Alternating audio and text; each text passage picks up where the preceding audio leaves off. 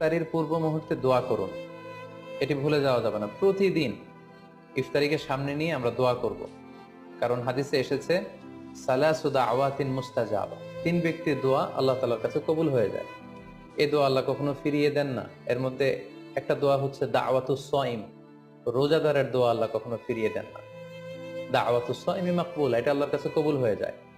ঠিক ওই মুহূর্তটাতে আল্লাহ তাআলার সফট কর্নার খুব বেশি গ্রো করে, আল্লাহর রহমতের দরিয়ার মধ্যে একটা অভাবনীয় জোশ পড়ে যায়। আল্লাহ তাআলা এই দৃশ্যটাকে খুব দেখতে পছন্দ করে, যে বান্দা সামনে খাবার নিয়ে বসে আছে, শরবত নিয়ে, পানীয় নিয়ে বসে আছে, ক্ষুধায় তৃষ্ণায় সে জর্জরিত, সে চাইলেই সামনে থেকে নিয়ে মুখে তুলে খাবারটা খেতে পারে, কিন্তু সে আমার ভয়ে খাচ্ছে না।